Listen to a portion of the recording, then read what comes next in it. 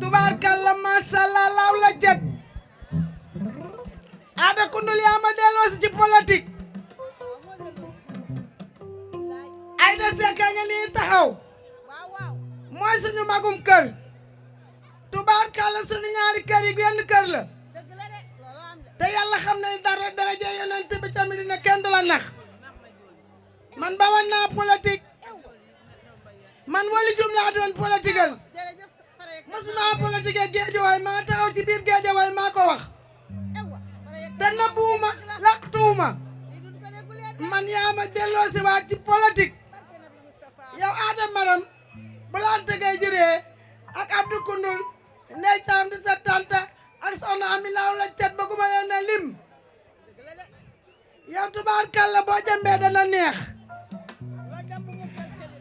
yaay bete koñ bi te la nga dàq kewal ga mu jëm àll dàq ko mu jëm sa biir kër waaye yow ñun suñu ñëwee école 18 wateel kenn ñun bu ko faloo bu ñu demee dañ koy laajte waaye yow boo faloo Koundoul Maba Samba loo lekk ñu lekk ko Koundoul Maba Samba boo faloo loo am ñu am ko Koundoul Maba Samba boo faloo loo am suñuy doom am ko maa ngi leen di ñaan li nga dàq xewal gi mu jëm àll dàq ko sa biir kër Koundoul Maba Samba yàlla boo fokkatal tubaarkalla nag yëf yi xat na àll bi lëndëm na waaye ñemeen danañ la xoqatal danañ la bunu xataal boo amul fit nag doo dem takkal sa séri takk sa ndigg ñu takkale la ko nga dégg wiiw ci dara jëy Moustapha ma ca Medina. maa ngi nuyu assistance bi yëpp di jël nuyoo bi nag di ko teg sama loxo yaay Anta Gueye nga tasaare ko ñëpp ku leen juum waaw bu loolu wéyee monsieur le maire dañoo ànd porte à porte dugg fu ne ma ne ko monsieur le maire ñu ngi dem rek dem nañ amu dem nañ yaakaar dem nañ daaru waaw monsieur le maire kañ la ñuy dem suñu koñ mu ne ma sama koñ laay tëjee ma ne ko waaw baax na monsieur le maire nag tey dama bëggoon laaj la lan moo tax nga ne ma woon sa koñ ngay tëjee première question bi. waa salaamaaleykum waat ñu ngi nuyu ku nekk si turam ak santam di wax maam bi question bi nga posé am na solo di encore une fois di jégalu ñëpp di baalu ñëpp ak incompréhension yi bëri na waaye tey dinaa la tontu lan moo tax ma mujjee sama koñ dama juddoo fii yaroo fi màggee fi def naa fii nii ma nekk muy suuf si weex ak Njolofeen ñëpp xam nañ ma ne dama bëgg nekk maire de la commune de Ndiarème Limamoulaye école 18 rek mënul tax ma gagné Ndiarème Limamoulaye centre yi dafa nekk amoo 4 école 22 ak lycée Limamoulaye ma jàpp ne waa amoo 456 AKD xamul ma looloo waral ma jiitu di porte à porte ànd ak Fama Dieng këroo kër ma dugg fa amoo 456 AKD ba ma fa jógee ma jàpp ne waa yaakaar xamul ma ànd ak les étudiants conscients de ASC yaakaar ma ànd ak ñoom dugg yi biir yaakaar def porte à porte ma jógee fa ànd ak waa jaxaay mooy yom Jole Mbaay yom fàllu ñëpp ma def porte à porte jaxaay ba ma fa jógee ma dem Daaru Nayim yom njaga yom mbay ñëpp ñoo xam ne ku lim doo matale ma def porte à porte Daaru Nayim ma wër secteur yu nekk Njaareem Limamoulaye yëpp ma wër leen ma ne nag nit mënul dajal comme que sama kàddu bi mënul yem fu nekk ma ne tey fii na xam ne fii laa juddoo fii laa yaroo fii laa màggee ma ne fii laay terminer sama campagne électorale ma woo samay mbokk parce que samay mbokk dañ maa jàppale su ma ne mbokk nekkul lekk mbokku deret Alaaji Seer Diop na xam ne noonu laa koy tooñee tey mii na xam ne ku gis aada gauche da nga koy gis droite lépp loo xam ne wax na ko si man moom moo nekk si moom tey képp kuy kundul wala képp kuy gisee wala kuy gaaj ñëpp samay mbokk tey ñu ngi fii taxaw waaye tamit samay mbokk yi xam nga ñan la mooy képp koo xam ne sant nga Diop képp koo xam ne sant nga Thiam képp koo xam ne mën naa si lim ñoom Pape Thiam mooy ñëpp kon ñun affaire bi defuñ ko affaire mbokk ku bëgg commune Ndiarème Limamoulaye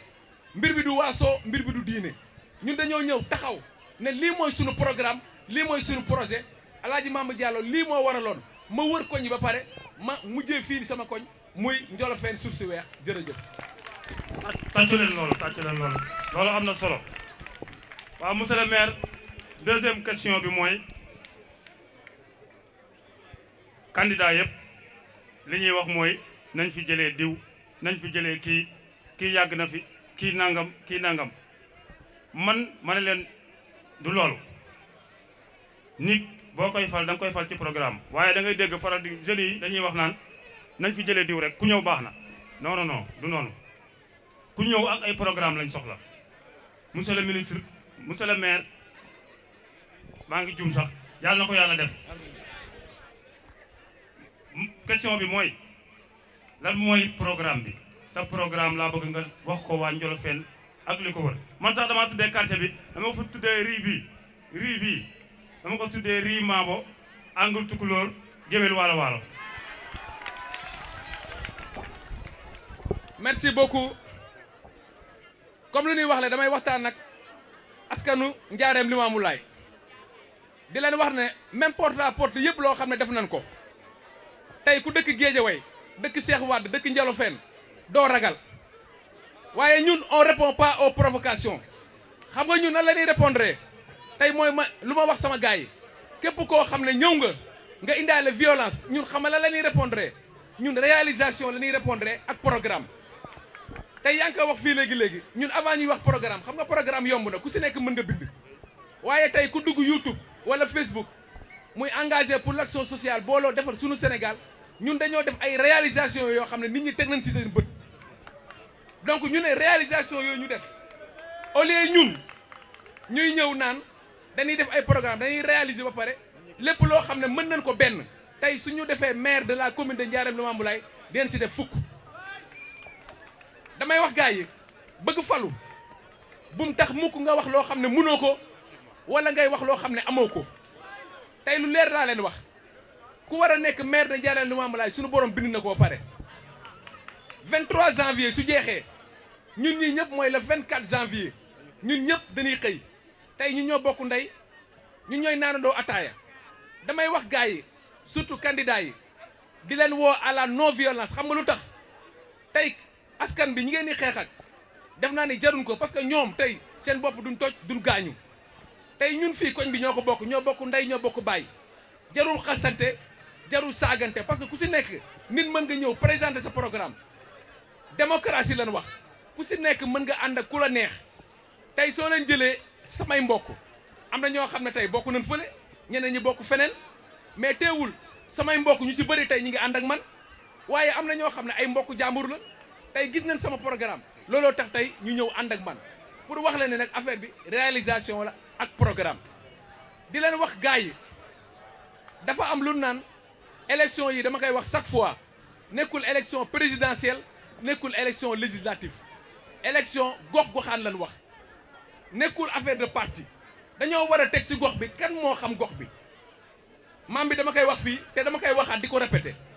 11 candidats lan 11 waaye 10 yëpp laa la wax da leen di joxal seen caution 10 donc yow su fekkee ne da ngaa bëgg doon maire amoo indépendance financière kon nooy dimbalee nit ñun ñoo war a yeewu xam ne fii tey ñu nekk juddoo fi yaroo fi ñun ñoo ko war a développer tey damaa nekk maire candidat à la mairie damay wax sax maire parce que dimanche damaa gëm ni man maay doon maire de la commune de Ndiarème Limamoulaye waaye tamit amul naxaate maire dafa am lu naan compétence transférée xam nga lan mooy compétence transférée tey bu leen yaakaar ni su ma nekkee maire de la commune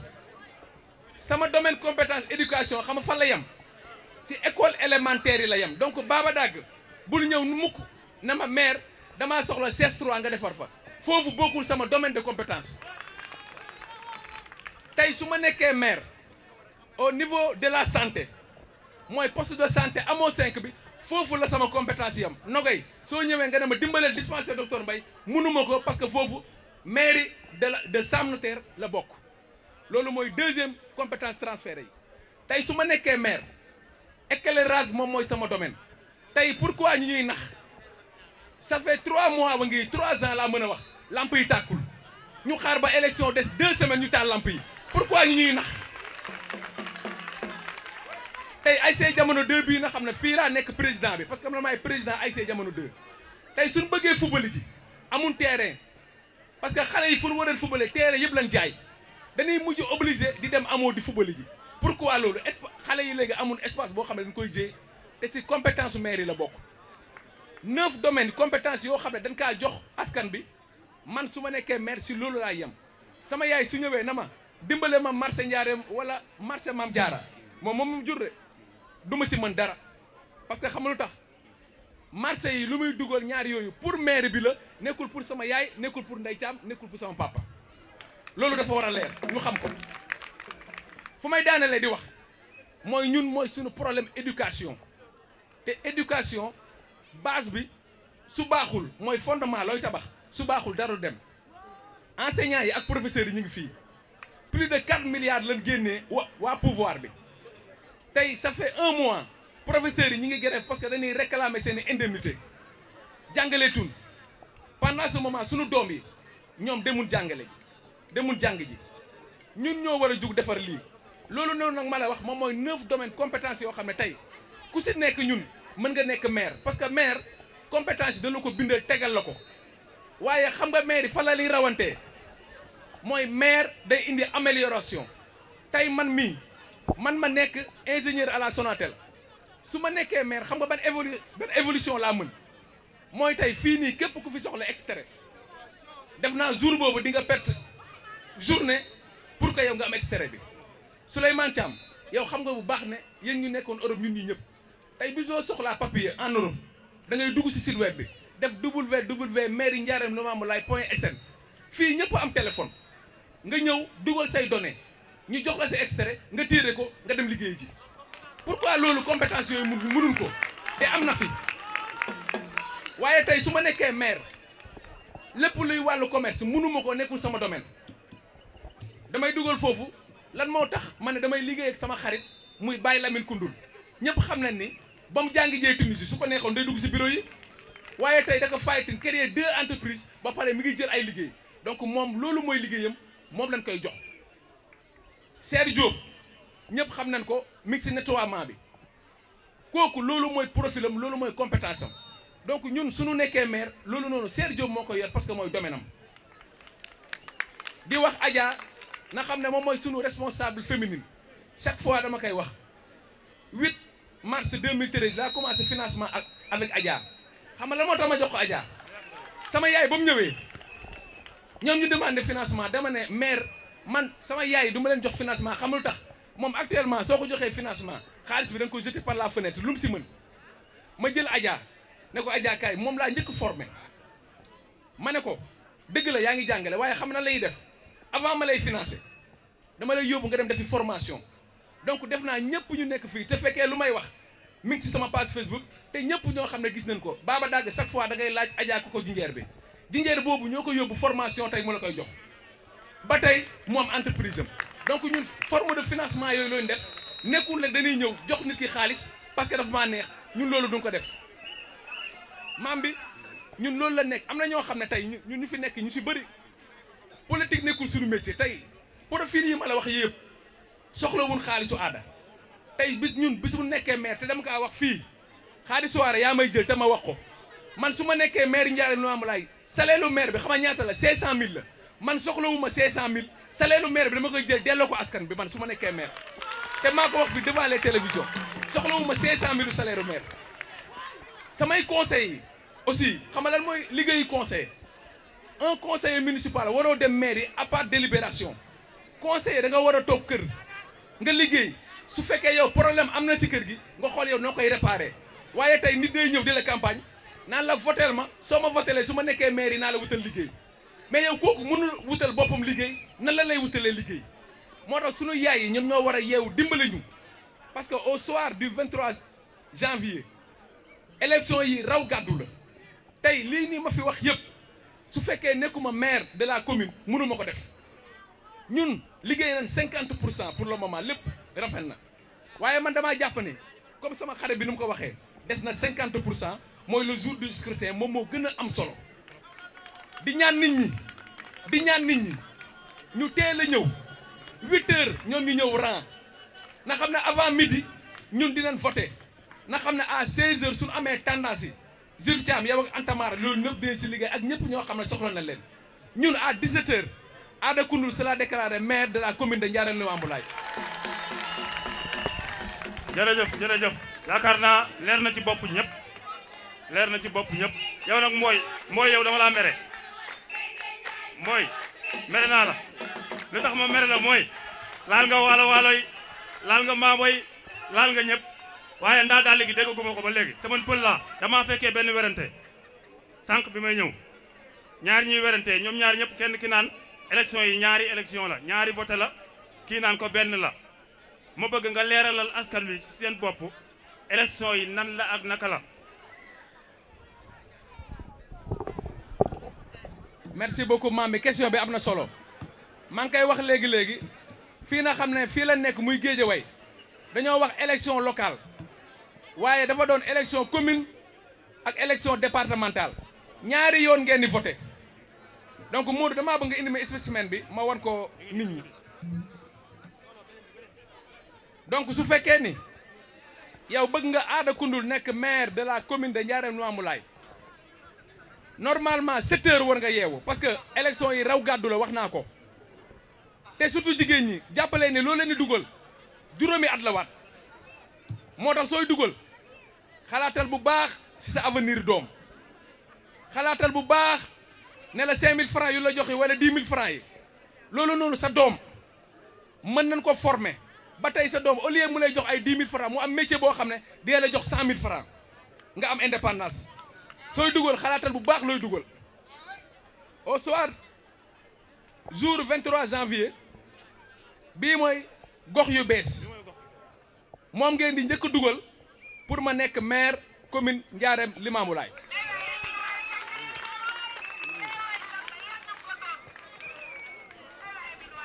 au niveau ville de Guédiawaye si coalition buntu bi maanaam moom mooy feuille bu bëla bi foofu noonu man maa nekk 3e position parce que man lu ma gëm mooy tey su ma nekkee maire de Ndiarème Limamoulaye te ñun amul ay conseillers au niveau de la ville tey su fekkee financé nañ Ndiarème Limamoulaye xaalis boobu nan lay ñëwee moo tax ñun dañoo insister à ce que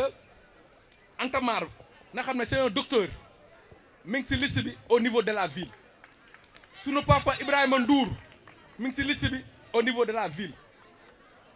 Pape Mbuub na xam ne professeur la mi ngi si liste bi au niveau de la ville ak moi Ada Koundoul su fekkee ne da ngay voté commune bii ngay voté ville buntu bi merci beaucoup. ba tey rek ci question yi monsieur le maire dañoo bëgg nga wax ñu boo faloo boo nekkee maire programme mu njàng mi sa programme mu jàng lan la ci xale yi ci njàng mi.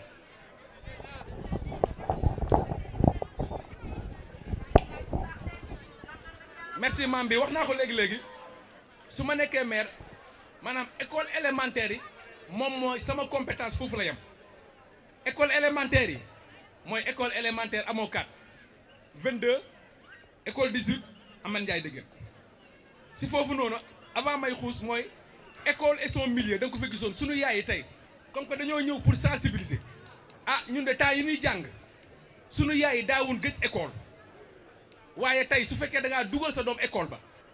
doo xool jàngam looloo tax problème yi am tey lu may wax li parents yi dañoo war a dem dugg ci association des parents d'élèves parce que tey soo xoolee école élémentaire yëpp financement bi su ñëwee assemblée générale bi du am yaa ma neex moo fi am parce que maire moom mooy xool ku mu fay teg su fekkee ne damaa jël Baba Dagg na xam ne xamul dara si wàllu jàng ma jël ko parce que sama mbokk la sama xarit la ma fexe moom ba mu doon association parents d'élèves bi Binta su ko sonalee xaalis bi su ñëwee da koy jox Binta au lieu mu def ko si école bi te loolu gis ngeen ko école élémentaire yi ñu jàngee est-ce que évolution am na fi soo leen xoolee ñun ñii ñëpp xam nañ ne léegi école yi doxatul évolution dafa am tey école yi normalement école bu nekk da ngaa war a am salle informatique parce que léegi àdduna moom moo avancé école bu nekk dafa war a am normalement élémentaire ak collège ci kaw ñun suñu nekkee maire nekkul ne da ngay nekk maire rek lu la neex ngay def ci école parce que école boo gis dafa am directeur. On va travailler en étroite collaboration avec le corps enseignant pour que école yi deen mën a liggéey ak ñoom mais aussi foofu naa ko wax il faut que ñu dundalaat ce qu'on appelle partenariat waa ASC Jamono 2 ñu ngi fi Mahfouz ba ñu war a jouer jamono war a jouer ak sant nag man si laa déclaré candidat pour nekk maire de la commune de Ndiarème Limamoulaye ma xam ne tey su ma bëggee liggéey ak école élémentaire il faut collaboration avec des villes jumelées si laa wóor see Diop na ko seer mu ne ma waaw ma ne ko ASC bi mën nga ko doxal waaye man tey damay voyage ji su ma voyagé damay dem trouver ay partenaires parce que man du ma xaar ba nekk maire may trouver ji ay partenaires avant may nekk maire laa dem trouver ji ay partenaires pour que bis bu ma nekkee maire ma mën a liggéey ak waa France liggéey ak waa Belgique liggéey ak waa États-Unis liggéey ak partout dans le monde soo leen duggee ci Facebook bi di ngeen gis lu ma leen wax fada yàlla lu muy def match jubóo bi ak match diisoo am problème ñu aj nawetaan yi moo tax ba ma ñëwee ma fekkee match Centenaire bi ASC Jamono 2 gagné pour wax ne nag ñun li ñuy liggéey pour askan bi la nekkul suñu intérêt personnel